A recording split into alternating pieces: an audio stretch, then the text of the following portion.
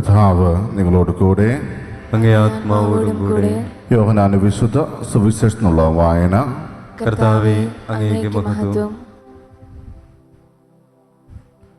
അക്കാലത്ത് യേശു തിബേരിയാസ് കടൽ തീരത്ത് വെച്ച് ശിഷ്യന്മാർക്ക് വീണ്ടും തന്നെ വെളിപ്പെടുത്തി.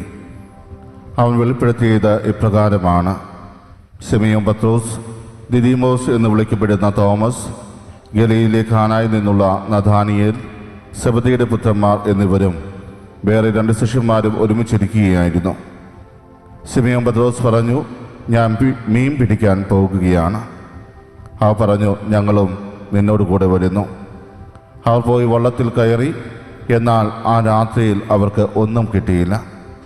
ഉഷസ്സായപ്പോൾ യേശു കടൽക്കരയിൽ വന്നു നിന്നു. എന്നാൽ അത് യേശുവാണെന്ന് ശിഷ്യന്മാർ അറിഞ്ഞില്ല. യേശു അവരോട് ചോദിച്ചു, കുഞ്ഞുങ്ങളെ, നിങ്ങളുടെ അടുക്കൽ മീൻ വല്ലതുമുണ്ടോ? ഇല്ല എന്ന് അവർ ഉത്തരം പറഞ്ഞു. അവൻ പറഞ്ഞു, വള്ളത്തിൻ്റെ വലതുവശത്ത് വലയിടുക, അപ്പോൾ നിങ്ങൾക്ക് കിട്ടും. അവർ വലയിട്ടു. അപ്പോൾ വലയിലകപ്പെട്ട മത്സ്യത്തിൻ്റെ ആധിക്യം നിമിത്തം അത് വലിച്ചു കയറ്റാൻ അവർക്ക് കഴിഞ്ഞില്ല. യേശു സ്നേഹിച്ചിരുന്ന ആ ശിഷ്യൻ പത്രോസിനോട് പറഞ്ഞു, അത് കർത്താവാണ് എന്ന് കേട്ടപ്പോൾ ശിമയോൻ പത്രോസ് താൻ നഗ്നനായിരുന്നത് കൊണ്ട് പുറംകുപ്പായം എടുത്തു ധരിച്ച് കടലിലേക്ക് ചാടി. എന്നാൽ മറ്റു ശിഷ്യന്മാർ മീൻ നിറഞ്ഞ വലയും വലിച്ചുകൊണ്ട് വള്ളത്തിൽ തന്നെ വന്നു. അവർ കരയിൽ നിന്ന് ഏകദേശം 200 മുഴത്തിലധികം അകലെയല്ലായിരുന്നു. കരയ്ക്കിറങ്ങിയപ്പോൾ തീ കൊട്ടിയിരിക്കുന്നതും അതിൽ മീൻ വച്ചിരിക്കുന്നതും അപ്പവും അവർ കണ്ടു. യേശു പറഞ്ഞു, നിങ്ങൾ ഇപ്പോൾ പിടിച്ച മത്സ്യത്തിൽ കുറേ കൊണ്ടുവരുവിൻ. ഉടനെ ശിമയോൻ പത്രോസ് വള്ളത്തിൽ കയറി വലിയ മത്സ്യങ്ങൾ കൊണ്ട് നിറഞ്ഞ വല വലിച്ച് കരയ്ക്ക് കയറ്റി. അതിൽ 153 മത്സ്യങ്ങളുണ്ടായിരുന്നു. ഇത്രയധികം ഉണ്ടായിരുന്നിട്ടും വല കയറിയില്ല. യേശു പറഞ്ഞു, വന്ന് പ്രാതൽ കഴിക്കുവിൻ. ശിഷ്യന്മാരിൽ ആരും അവനോട് നീ ആരാണ് എന്ന് ചോദിക്കാൻ മുതിർന്നില്ല. അത് കർത്താവാണെന്ന് അവർ അറിഞ്ഞിരുന്നു. യേശു വന്ന് അപ്പമെടുത്ത് അവർക്ക് കൊടുത്തു, അതുപോലെ തന്നെ മത്സ്യവും. യേശു മരിച്ചവരിൽ നിന്ന് ഉയർപ്പിക്കപ്പെട്ട ശേഷം ശിഷ്യന്മാർക്ക് പ്രത്യക്ഷപ്പെടുന്നത് ഇത് 3-ാം പ്രാവശ്യമാണ്. അവരുടെ പ്രാതൽ കഴിഞ്ഞപ്പോൾ യേശു ശിമയോൻ പത്രോസിനോട് ചോദിച്ചു, യോഹന്നാന്റെ പുത്രനായ ശിമയോനെ, നീ ഇവരേക്കാൾ അധികമായി എന്നെ സ്നേഹിക്കുന്നു? അവൻ പറഞ്ഞു, ഉവ്വ് കർത്താവേ, ഞാൻ നിന്നെ സ്നേഹിക്കുന്നുവെന്ന് നീ അറിയുന്നുവല്ലോ. യേശു അവനോട് പറഞ്ഞു, നീ എൻ്റെ ആടുകളെ മേയ്ക്കുക. 2-ാം പ്രാവശ്യവും അവൻ ചോദിച്ചു, യോഹന്നാന്റെ പുത്രനായ ശിമയോനെ, നീ എന്നെ സ്നേഹിക്കുന്നുവോ? അവൻ പറഞ്ഞു, ഉവ്വ് കർത്താവേ, ഞാൻ നിന്നെ സ്നേഹിക്കുന്നുവെന്ന് നീ അറിയുന്നുവല്ലോ. അവൻ പറഞ്ഞു, എൻ്റെ കുഞ്ഞാടുകളെ മേയ്ക്കുക. അവൻ 3-ാം പ്രാവശ്യവും അവനോട് ചോദിച്ചു, യോഹന്നാന്റെ പുത്രനായ ശിമയോനെ, നീ എന്നെ സ്നേഹിക്കുന്നുവോ? തന്നോട് 3-ാം പ്രാവശ്യവും നീ എന്നെ സ്നേഹിക്കുന്നുവോ എന്ന് അവൻ ചോദിച്ചതുകൊണ്ട് പത്രോസ് ദുഃഖിതനായി. അവൻ പറഞ്ഞു, കർത്താവേ, നീ എല്ലാം അറിയുന്നു. ഞാൻ നിന്നെ സ്നേഹിക്കുന്നുവെന്നും നീ അറിയുന്നു. യേശു പറഞ്ഞു, എൻ്റെ കുഞ്ഞാടുകളെ മേയ്ക്കുക. സത്യം സത്യമായി ഞാൻ നിന്നോട് പറയുന്നു, ചെറുപ്പമായിരുന്നപ്പോൾ നീ സ്വയം അരമുറുക്കുകയും ഇഷ്ടമുള്ളിടത്തേക്ക് പോവുകയും ചെയ്തിരുന്നു. എന്നാൽ പ്രായമാകുമ്പോൾ നീ നിൻ്റെ കൈകൾ നീട്ടുകയും മറ്റൊരുവൻ നിൻ്റെ അരമുറുക്കുകയും നീ ആഗ്രഹിക്കാത്തിടത്തേക്ക് നിന്നെ കൊണ്ടുപോവുകയും ചെയ്യും. ഇത് അവൻ പറഞ്ഞത് ഏത് വിധത്തിലുള്ള മരണത്താൽ പത്രോസ് ദൈവത്തെ മഹത്വപ്പെടുത്തും എന്ന് സൂചിപ്പിക്കാനാണ്. അതിനുശേഷം യേശു അവനോട്, എന്നെ അനുഗമിക്കുക എന്ന് പറഞ്ഞു. കർത്താവിൻ്റെ സുവിശേഷം. ക്രിസ്തുവേ, അങ്ങേക്ക് സ്തുതി.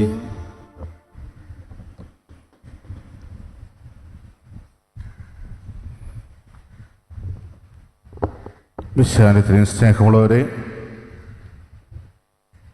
പെസഹ കാലത്തിലെ 3-ാം ഞായറാഴ്ചയിലേക്കാണ് നാം ഇന്ന് പ്രവേശിച്ചിരിക്കുന്നത്. ഇന്ന് തിരുസഭാ മാതാവ് നമ്മുടെ വിചിന്തനത്തിനായിട്ട് നമുക്ക് നൽകിയിരിക്കുന്ന വചനഭാഗം യോഹന്നാന്റെ സുവിശേഷം 21-ാം അധ്യായം 1 മുതൽ 19 വരെയുള്ള തിരുവചനങ്ങളാണ്. ഒരു വ്യക്തി തൻ്റെ ജീവിതത്തിൽ ദൈവത്തിൻ്റെ ഇടപെടൽ ഉണ്ടായിട്ടും അത് തിരിച്ചറിയാതെ നിരാശയിലേക്ക് നിബന്ധിക്കുന്നതിൻ്റെ ഒരു പ്രതിനിധിയായിട്ട് പത്രോസ് ശ്ലീഹായെ നമുക്ക് കാണുവാൻ ഇന്നത്തെ സുവിശേഷത്തിൽ സാധിക്കും.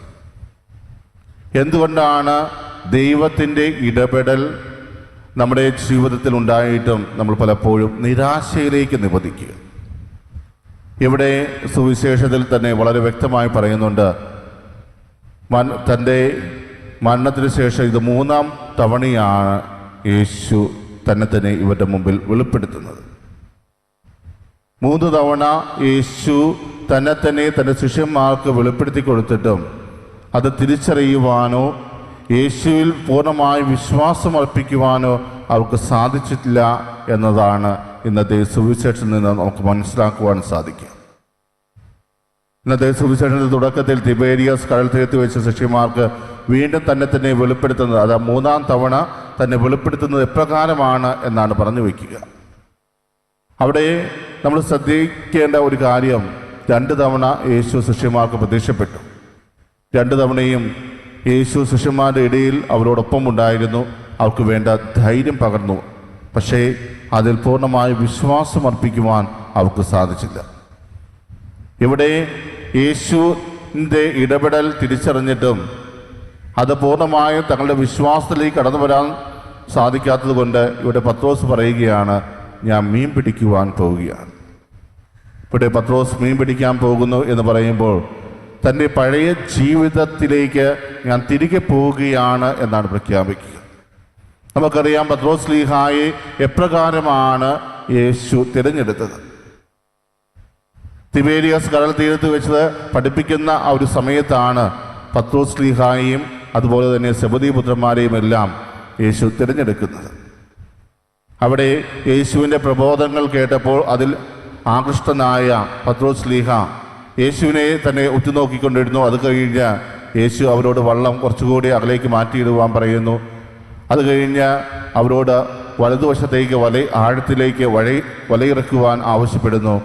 ആ വലയിറക്കിയപ്പോൾ അവർക്ക് ലഭിച്ച മത്സ്യങ്ങളുടെ ആധിക്യ നിമിത്തം മറ്റു വള്ളത്തിലുള്ള ആളുകളെ കൂടി വിളിച്ചുകൂട്ടുന്ന ഒരു സംഭവം, അതെല്ലാം വീണ്ടും പത്രോസ് ശ്ലീഹായുടെ ജീവിതത്തിലേക്ക് തിരികെ കൊണ്ടുവരുന്ന കർത്താവിനെയാണ് നമ്മളിവിടെ ദർശിക്കുക. ഇവിടെ ഞാൻ മീൻ പിടിക്കുവാൻ പോവുകയാണ് എന്ന് ആ വ്യക്തി പറയുമ്പോൾ പ്രിയമുള്ള അത്രമാത്രം നിരാശയിലേക്ക് അവൻ നിബന്ധിച്ചു. അവൻ ആഗ്രഹിച്ചതുപോലെയല്ല തൻ്റെ ജീവിതം മുന്നോട്ട് കൊണ്ടുപോകുവാൻ അവന് സാധിച്ചത്. യേശുവിൻ്റെ പ്രബോധനങ്ങളിൽ ആകൃഷ്ടനായി യേശു വിളിച്ചപ്പോൾ ഞാൻ നിങ്ങളെ മനുഷ്യരെ പിടിക്കുന്നവരാക്കാം എന്ന് പറഞ്ഞ് അവനെ ക്ഷണിച്ചപ്പോൾ എല്ലാം ഉപേക്ഷിച്ചുകൊണ്ട് യേശുവിൻ്റെ പുറകെ പോയ പത്രോസിന് പക്ഷേ താൻ ആഗ്രഹിച്ച പോലെ ഒരു ജീവിതം ലഭിച്ചില്ല എന്ന ഒരു നിരാശയായിരുന്നു നമുക്കിവിടെ കാണുവാൻ സാധിക്കുക. ആ നിരാശയിൽ തൻ്റെ പ്രതീക്ഷകൾ എല്ലാം അസ്തമിച്ചു എന്ന ആ ഒരു നിരാശ അവന് വീണ്ടും പഴയ ജീവിതത്തിലേക്ക് മാടി വിളിക്കുകയാണ്. തൻ്റെ പഴയ ജീവിതത്തിലേക്ക് തിരികെ പോകുവാൻ അവൻ ആഗ്രഹിച്ചപ്പോഴും ആ മടങ്ങിപ്പോകുന്ന തൻ്റെ പ്രിയ ശിഷ്യനെ തിരികെ പിടിക്കുവാൻ അവൻ്റെ പുറകെ പോകുന്ന കർത്താവിനെയാണ് നമുക്കിവിടെ കാണുവാൻ സാധിക്കുക. തൻ്റെ ജീവിത ശൈലികളിലേക്ക് തിരികെ പോകുവാൻ അവൻ ആഗ്രഹിച്ച് അതിൽ ആകൃഷ്ടരായ മറ്റ് 6 പേര് കൂടി അവനെ അനുഗമിച്ചപ്പോൾ പ്രിയമുള്ളവരെ, നമ്മളിലൂടെ അനേകരും ദൈവത്തിന് അകന്നു പോകുന്ന ഒരു സാഹചര്യം ഉണ്ടാകുന്നുണ്ട് എന്ന് അത് തെളിയിക്കുകയാണ്. കാരണം പത്രോസ് ശ്ലീഹായുടെ കൂടെ കടന്നു പോകുന്ന അല്ലെങ്കിൽ മടങ്ങിപ്പോകാൻ ആഗ്രഹിച്ച 6 പേരും അവൻ്റെ വാക്കുകൾ വിശ്വസിച്ച് കൂടെ പോകുന്നവരാണ്. ഒരുപക്ഷെ നമ്മുടെ ഓരോരുത്തരുടെയും ജീവിതത്തിലും ഇതുപോലെ ഒത്തിരിയേറെ വിശ്വാസത്തിൽ ആയിരുന്നിട്ട് ഒരു നിമിഷം എല്ലാം ഉപേക്ഷിക്കുവാൻ നമ്മൾ തീരുമാനമെടുക്കുമ്പോൾ അത് നമ്മുടെ വ്യക്തിപരമായ ഒരു തീരുമാനമായിരിക്കും. പക്ഷേ നമ്മുടെ തീരുമാനത്തിൻ്റെ കൂടെ നമ്മളോടൊപ്പം കടന്നു വരുന്ന അനേകരുണ്ടാകാം. അനേകരെ വഴിതെറ്റിക്കുന്നതിനും നമ്മൾ ഒരു കാരണക്കാരനായിട്ട് മാറാൻ സാധ്യതയുണ്ട്. ഇവിടെ പത്രോസ് ശ്ലീഹ മറ്റ് 6 പേർക്കും ആ ഒരു കാരണക്കാരനായിട്ട് മാറുകയാണ്. ദൈവത്തോടൊപ്പം ഉണ്ടായിരുന്ന 6 പേർ പത്രോസ് ശ്ലീഹയുടെ വാക്കുകൾ കേൾക്കുവാൻ തയ്യാറായത് പത്രോസിനെ അവർ നേതാവായി കണ്ടതുകൊണ്ടാണ്. യേശു പോലും തൻ്റെ സഭയെ മുന്നോട്ട് നയിക്കുവാൻ തിരഞ്ഞെടുത്തത് പത്രോസ് ശ്ലീഹായെയാണ്. അങ്ങനെ നേതാവായി കണ്ട ഒരു വ്യക്തി തന്നെ വിശ്വാസത്തിൽ നിന്ന് വ്യതിചലിച്ചപ്പോൾ അവനെ അനുഗമിക്കുന്ന മറ്റു പേർ. പ്രിയമുള്ളവരെ, ഇത് നമ്മുടെ ജീവിതത്തിൽ ഒരു പാഠമാക്കേണ്ട ഒന്നാണ്. എൻ്റെ ജീവിതം മറ്റുള്ളവരെ വിശ്വാസത്തിലേക്ക് ആകർഷിക്കുന്ന ഒന്നാണോ അതോ മറ്റുള്ളവരെ വിശ്വാസത്തിൽ നിന്നും വ്യതിചലിപ്പിക്കുന്ന ഒന്നാണോ എന്ന് നമ്മൾ വിലയിരുത്തി നോക്കേണ്ടതുണ്ട്. ഓരോ തവണയും നമ്മൾ ചെയ്യുന്ന പ്രവൃത്തികൾ മറ്റുള്ളവരെ ദൈവത്തിലേക്ക് ആകർഷിക്കുന്ന ഒന്നാണെങ്കിൽ നമുക്കതിൽ സന്തോഷിക്കുവാൻ സാധിക്കും. കാരണം നാം യേശുവിൻ്റെ ഉത്തമ ശിഷ്യനായിട്ട് അവിടെ മാറുകയാണ്. യേശുവിന് വേണ്ടി അനേകരെ ഒരുമിച്ച് കൂട്ടുന്ന, യേശുവിന് വേണ്ടി അനേകരെ അവനിലേക്ക് ആകർഷിക്കുന്ന ഒരു ഉത്തമ ശിഷ്യനായിട്ട് നാം അവിടെ മാറുകയാണ്. ഇവിടെ പത്രോസ് ലീഹയിലൂടെ മറ്റ് 6 പേർ കൂടി വഴിതെറ്റിപ്പോകുന്ന ഒരു കാഴ്ച നമ്മൾ കാണുന്നു. പക്ഷേ അവരെ ഉപേക്ഷിച്ച് കളയുവാൻ യേശു തയ്യാറായില്ല.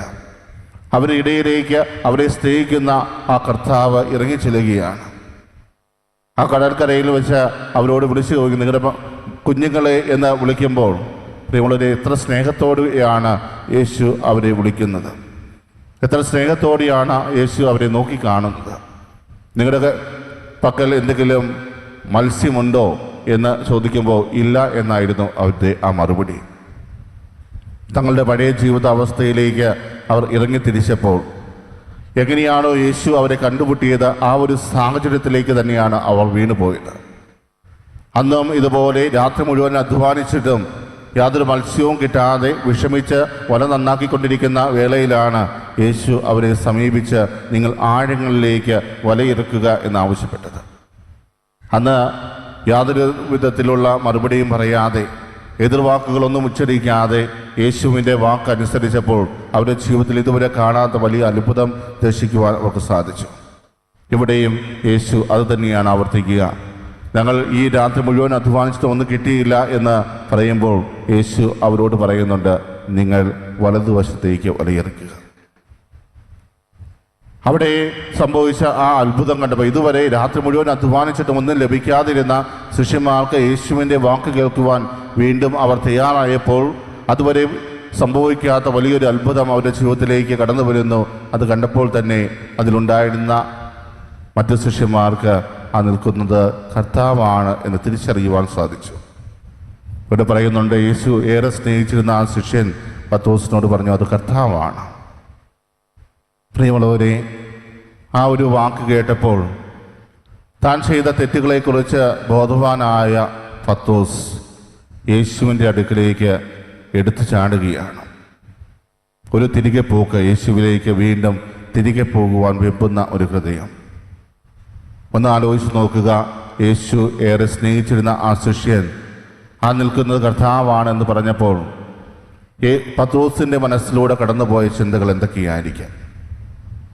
എന്നെ തള്ളിപ്പറയുന്നതിന് മുമ്പ് കോഴി കൂവുകയില്ല എന്ന് പറഞ്ഞപ്പോൾ പത്രോസിന് അത് തിരിച്ചറിയുവാൻ സാധിച്ചില്ല. പക്ഷേ അവസാനം യേശുവിനെ തള്ളിപ്പറഞ്ഞപ്പോൾ യേശു പത്രോസിനെ നോക്കുന്ന ഒരു നോട്ടമുണ്ട്. അവിടെ തൻ്റെ തെറ്റ് തിരിച്ചറിഞ്ഞ് കരഞ്ഞ് വിളിച്ചവനാണ് പത്രോസ്. പക്ഷേ വീണ്ടും അതേ തെറ്റ് ആവർത്തിക്കുന്നതാണ് നമ്മളിവിടെ കാണുക. യേശുവിനോടൊപ്പം സഞ്ചരിച്ച ആ വ്യക്തി യേശുവിന് വേണ്ടി നിലകൊള്ളേണ്ട ഒരാളായിരുന്നു. പക്ഷേ അതെല്ലാം ഉപേക്ഷിച്ച് പഴയ ജീവിതശൈലിയിലേക്ക് അവൻ പോയപ്പോൾ അവൻ മറ്റൊരു തരത്തിൽ യേശുവിനെ തള്ളിക്കളയുകയാണ്. മറ്റൊരു തരത്തിൽ യേശുവിനെതിരെ അവൻ പ്രവർത്തിക്കുകയായിരുന്നു. അവിടെ ആ ഒരു തിരിച്ചറിവ് പത്രോസ്ലീഹായിലേക്ക് കടന്നു വന്നപ്പോൾ യേശുവിൻ്റെ അടുക്കളയിലേക്ക് എത്രയും വേഗം എത്തണമെന്ന ഒരു ആഗ്രഹം മാത്രമായിരുന്നു പത്രോസ്ലീഹായ്ക്കുണ്ടായിരുന്നു. അതുകൊണ്ട് തന്നെ അവൻ കടലിലേക്ക് എടുത്തു ചാടുകയും യേശുവിനെ നേരെ നീന്തുകയും ചെയ്തു. അവിടെ ചെല്ലുമ്പോൾ കാണുന്ന കാഴ്ച അവനെ കുറ്റപ്പെടുത്തുന്ന കർത്താവിനെയല്ല, അവർക്ക് വേണ്ടി ഭ്രാന്തലൊരുക്കി കാത്തിരിക്കുന്ന കർത്താവിനെയാണ്. നിങ്ങൾ വീണ്ടും എന്നെ ഉപേക്ഷിച്ച് കടന്നു കളഞ്ഞല്ലോ എന്ന് പരാതി പറയുവാൻ യേശു തയ്യാറാകുന്നില്ല. മറിച്ച് ഒത്തിരിയേറെ സ്നേഹത്തോടെ അവർ അധ്വാനിച്ച് ക്ഷീണിച്ചിട്ടുണ്ടാകുമെന്ന ആ ഒരു ബോധ്യത്തിൽ അവർക്ക് വേണ്ടി ഭ്രാന്തലൊരുക്കി കാത്തിരിക്കുന്ന കർത്താവിനെയാണ് നമുക്കവിടെ കാണുവാൻ സാധിക്കുക. അതിനുശേഷം പത്രോസ്ലീഹായെ മാറ്റി നിർത്തി 3 തവണ ആ ഒരു ചോദ്യം ചോദിക്കുമ്പോൾ പ്രിയമുള്ളവരെ, ഒരിക്കൽ കൂടി കർത്താവ് പത്രോസ്ലീഹായെ വിശുദ്ധീകരിക്കുകയാണ്. അവൻ ചെയ്ത തെറ്റുകൾ ഓരോന്നായി അവൻ്റെ മനസ്സിലേക്ക് കർത്താവ് കൊണ്ടുവരികയാണ്. ഓരോ തവണയും ഇത് ചോദിക്കുമ്പോൾ പത്രോസ്ലീഹ വളരെ ആവേശത്തോടെ ഉത്തരം പറയുന്നുണ്ട്. പക്ഷേ 3-ാം തവണയും അത് ആവർത്തിച്ചപ്പോൾ അവനെ സംബന്ധിച്ച് അത് വേദനാജനകമായിരുന്നു.